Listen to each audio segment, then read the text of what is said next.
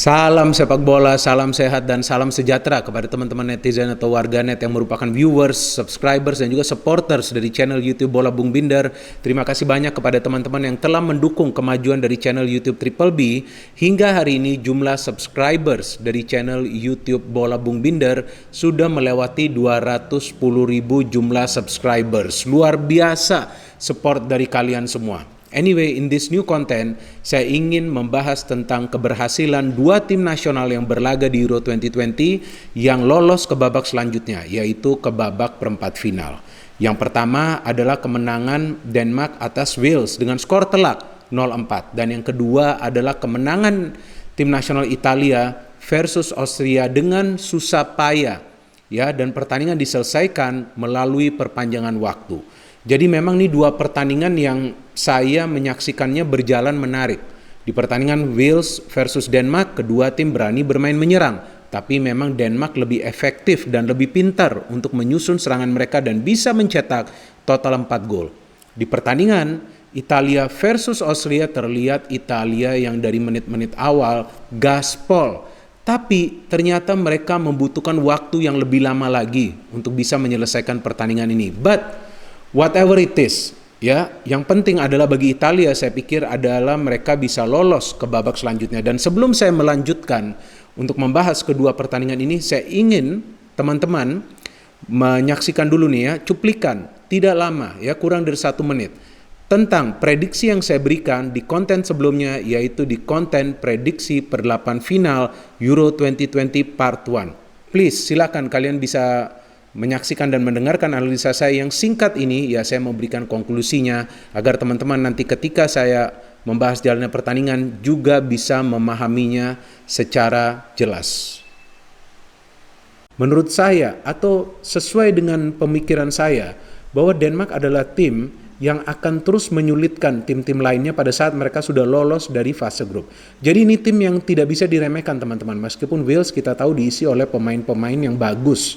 Jadi saya pikir bahwa bisa saja Denmark lolos. Ya menurut saya sih Italia akan unggul, tapi tidak dengan mudah.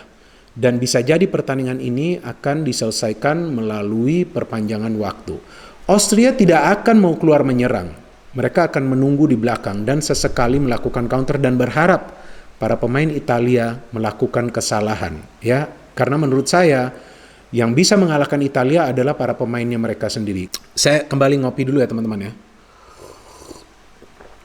Perkiraan atau prediksi saya itu sesuai dengan hasil akhir. Ya, artinya Denmark menang dan Italia bisa menang melalui perpanjangan waktu.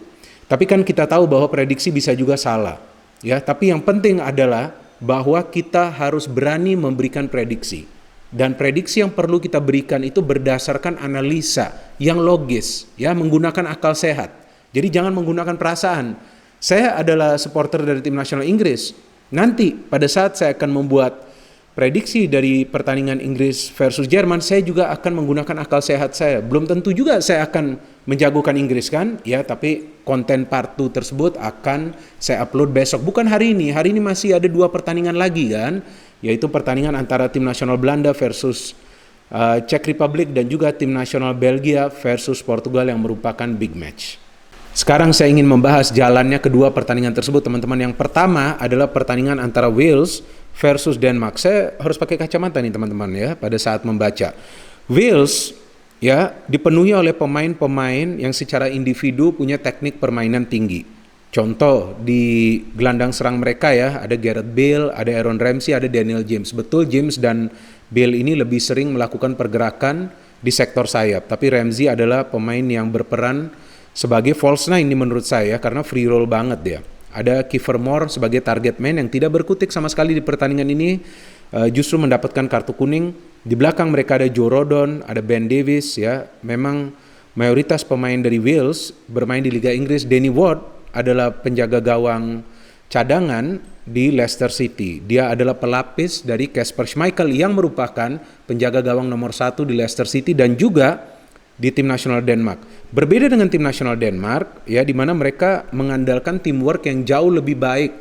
Jadi Denmark ini tampil sebagai satu unit yang kokoh. Beda dengan para pemain Wales yang lebih mengandalkan skill individu dari para pemainnya untuk membongkar pertahanan dari Denmark. Dan Wales sebetulnya berhasil di menit-menit awal, meskipun mereka tidak menciptakan peluang yang berbahaya. Gareth Bale 2 kali peluangnya justru off target kan kita tahu. Tapi ya memang secara pergerakan Bale dan juga James membahayakan pertahanan dari Denmark. Tapi kan yang dibutuhkan adalah end product. Sedangkan Denmark perlahan-lahan bisa membentuk pola permainan mereka dan juga mendapatkan irama permainan mereka, istilahnya mereka yang akhirnya mendapatkan flow of the game. And Poulsen sayang sekali cedera sehingga Kasper Dolberg mendapatkan kesempatan sebagai starter. Ini pemain muda yang sebelumnya justru pernah bermain di Ajax ya, Ajax Junior nih jika saya tidak salah, dan ternyata pertandingan ini juga kita tahu dimainkan di Amsterdam, right? Johan Cruyff Arena. Jadi ya bagi Dolberg ini bukanlah tempat yang asing ya bagi dirinya. Dan ada Damsgaard, very good player. Brad White, good player in Denmark ya. Pada saat bermain bagi Denmark memang Brad White terlihat menjadi pemain yang berbeda, rajin mendukung serangan dan cukup liar pergerakannya di dalam kotak penalti pertahanan tim lawan. Damsgaard saya pikir adalah salah satu pemain yang mengandalkan teknik tinggi. Ini masih pemain muda bermain di Sampdoria. And Kasper Schmeichel seperti biasa, dan seperti yang saya jelaskan di konten preview bahwa Denmark punya lini pertahanan yang solid. Simon Kjær, Christensen, dan juga kita tahu adalah Vestergaard. Ya, ini 3 pemain ini sangat tangguh. Dan kita tahu bahwa Christensen dan juga Vestergaard ini bermain di Liga Inggris. Jadi ya mereka tidak akan terlalu sulit lah ya untuk bisa mengawasi gerakan dari para pemain Wales yang mayoritas memang bermain di Liga Inggris. So, from the flow of the game memang Wales ini lebih mengancam di menit-menit awal, tapi akhirnya pada saat Denmark sudah bisa menemukan ya irama permainan mereka, terlihat mereka lebih banyak menciptakan peluang yang berbahaya. Dan memang kita lihat bahwa gol-gol yang dihasilkan oleh Denmark ya sebagian besar adalah dari teamwork para pemainnya dan juga pergerakan atau juga skill individu dari para pemain Denmark dan juga finishing yang sempurna. Seperti first goal dari Dolberg, kita lihat tidak ada yang memberikan tekanannya di tepi kotak penalti. Mungkin para pemain Wales mengira dia akan memberikan umpan lagi, dia bisa shooting mencetak gol. Kemudian the second goal from Dolberg ya, ada peran dari Brad White yang mengirimkan umpan ke tengah, dihalau sebetulnya oleh Neco Williams, pemain pengganti yang masuk menggantikan Connor Roberts yang cedera, tapi ternyata bola tersebut terarah ke Dolberg. Ya sulit lah ya bagi Dolberg untuk miss dari jarak seperti itu, dan dia bisa mengubah skor menjadi 0-2. Setelah 0-2 terlihat lebih cair permainan dari para pemain Denmark dan juga mereka lebih sering mengandalkan counter. And then Mæhle yang menurut saya ini salah satu pemain terbaik di pertandingan ini, bisa mencetak gol yang indah dengan skill individunya melakukan apa yang kita sebut cutting inside, shooting yang sempurna, dan yang saya tunggu-tunggu, Brad White ini akan mencetak gol atau tidak di Euro 2020, ya kan? Ternyata dia mencetak gol meskipun sempat dicek oleh VAR. Tapi ternyata Brad White tidak berada dalam posisi yang offside dan dia mendapatkan umpan atau sentuhan ya tadi dilakukan oleh Andreas Cornelius, ini pemain pengganti yang masuk menggantikan Dolberg, dan Brad White bisa melakukan finishing yang sempurna sehingga Denmark menang dengan skor 0-4. Dan seperti yang juga saya tegaskan di konten preview bahwa Denmark adalah tim yang akan menyulitkan tim-tim lainnya jika mereka lolos dari fase grup, dan itu mereka buktikan di pertandingan lawan Wales yang sebetulnya di fase grup permainannya tidak buruk, bahkan menurut saya impresif, apalagi permainan dari Gareth Bale. But in this game mereka cuma punya 1 peluang untuk mencetak gol yang berbahaya dari Daniel James. Itu pun masih bisa dengan tenang ya untuk ditangkap oleh Kasper Schmeichel. So, well deserved win for Denmark. Kita tunggu nanti tim mana adalah lawan Denmark di babak perempat final. Tunggu dulu, saya ngopi dulu ya teman-teman. Saya kan habis begadang nih. Nah, ini dia nih.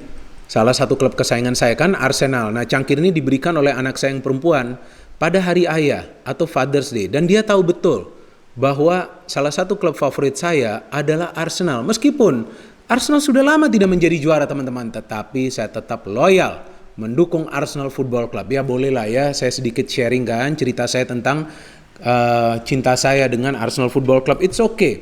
Ada waktunya klub itu berada di atas terus, ada waktunya mereka berada di bawah, ada waktunya mereka struggling untuk naik lagi ke atas. Nah, Arsenal menurut saya sekarang berada di bawah, bukan struggling lagi. Kelas mereka sudah berbeda lah dengan tim-tim besar lainnya di Liga Inggris. Ya, kesal sedikit sih, tapi it's okay ya. Kita tunggu nanti bagaimana perkembangan Arsenal di bursa transfer. Saya masih tunggu pemain mana yang Arsenal akan beli. And sorry, saya ada berbicara tentang Arsenal. So, this is the other game, Italy versus Austria. Ini adalah pertandingan yang berbeda bagi tim nasional Italia karena kali ini mereka tidak akan bermain di kandang mereka sendiri, dan seperti yang juga saya jelaskan di konten preview, it will not be easy for Italy, dan Austria tentu akan menunggu di belakang, dan itu yang terjadi. From the lineup, saya agak sedikit bingung kenapa Locatelli tidak dimainkan dari awal, tetapi Verratti ya mungkin Mancini berpikir bahwa Verratti ini adalah pemain yang jauh lebih berpengalaman. Dia bermain di klub besar kan, kita tahu di Paris Saint-Germain. Di depan Immobile, Berardi dan juga Insigne. As usual di belakang kita tahu Chiellini tidak bisa bermain, sehingga Acerbi, Donnarumma seperti biasa, Bonucci, Di Lorenzo dan juga Spinazzola, Barella jangan lupa, Jorginho jangan lupa. And from Austria, like I told you, that mereka mengandalkan pemain-pemain mereka di tengah seperti Laimer, kemudian Sabitzer, Baumgartner, ya, bahkan Arnautovic nih sebagai single striker nih juga bisa saja merepotkan Italia jika mereka tidak waspada. And from the flow of the game, Italia menggempur dari menit-menit awal. Tampak jelas Italia ingin mencetak early goal. Dengan mencetak early goal, tentu Italia bisa mengatur tempo permainan. Tapi sayangnya ya, ada beberapa save yang dilakukan oleh penjaga gawang Austria, Daniel Bachmann, dan juga ada yang terkena tiang. Peluang dari Insigne, kemudian peluang dari Barella, kemudian peluang juga dari Immobile, ya. Seharusnya tuh Italia bisa mencetak gol di menit-menit awal. Tapi ya para pemain Austria juga tidak panik, dan mereka punya kiper yang memang fokusnya cukup baik ya di menit-menit awal ini. Jadi pada saat memang Italia melakukan serangan yang gencar, di mana Spinazzola pun fullback mereka yang mendapatkan peluang pertama tuh ya, meskipun tendangannya adalah off target, tapi dia bisa masuk hingga begitu jauh ke pertahanan dari Austria. Perlahan-lahan Austria mulai berbenah diri, ya, mereka mulai merapatkan barisan. Dan saya perhatikan minimal ada 6 pemain Austria. Ya, saat hanya ada 2 pemain Italia yang melakukan serangan. Jadi dari jumlah pemain, Italia ini kalah pada saat mereka menyerang ke pertahanan Austria. Sebaliknya Italia tidak banyak mendapat gangguan dari para pemain Austria karena mereka tidak mau keluar dulu di babak pertama. Jadi babak pertama ini betul-betul Austria fully defense, dan teman-teman bisa lihat juga dari statistik di babak pertama bahwa Austria memang tidak mendapatkan peluang sama sekali kecuali dari Arnautovic yang dari luar kotak penalti yang off target. Tapi Italia got the good chances, right? Saya kira tuh Barella bisa saja sudah skor gol kan yang di save kakinya Bachmann. Dan juga Immobile ya. Saya pikir Immobile betul yang terkena tiang kan. So second half tentu tidak mudah bagi Italia untuk terus bermain dengan intensitas tinggi. Ini adalah pertandingan keempat mereka, meskipun mereka sempat menyimpan beberapa pemain inti di final match di group phase. Tapi kan terlihat di babak kedua ini justru mereka kesulitan untuk mempertahankan tempo permainan yang cepat, sehingga Austria beberapa kali ya menciptakan peluang-peluang meskipun tidak banyak yang berbahaya. And saya menunggu pada saat Italia deadlock, memang seharusnya Mancini melakukan perubahan pemain, dan dia melakukan perubahan atau pergantian pemain, di mana yang saya menarik nih melihat bahwa Locatelli dimainkan menggantikan Verratti, karena saya justru memilih Locatelli bermain dari awal ya, meskipun dia bukan berasal dari klub besar, tapi he's a very skillful player dan dia masuk. And kemudian Chiesa juga masuk, ya Chiesa dibutuhkan karena dia masih muda, punya kecepatan dan juga skill individunya bisa diandalkan seperti yang dia tunjukkan di Juventus, and dia punya finishing yang memang bisa diandalkan. Seperti di Juventus pada saat dia mendapatkan peluang di dalam kotak penalti, dia lebih sering bisa mengeksekusi peluang tersebut menjadi gol. And finally, Italy can score a goal, right? Gol dari Chiesa, gol pertama luar biasa, itu umpan silang dari Pessina. Dari Spinazzola, betul, dikontrol oleh Chiesa. Kemudian Chiesa dengan skill individunya, kita lihat di sana ada 2 pemain Austria ya. Yang pertama, ini pemain Austria, biar saya tidak salah, saya mau lihat. Kita lihat ada 2 pemain Austria di sini yang menghadang pergerakannya.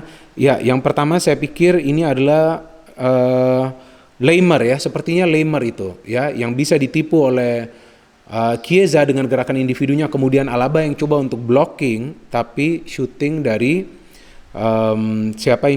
dari Chiesa ya, tetap bisa menjebol gawang dari Bachmann. Dan ini adalah gol yang penting di masa extra time, and then Pessina can score the other goal. Kita tahu bahwa Pessina juga bukan starter di pertandingan ini.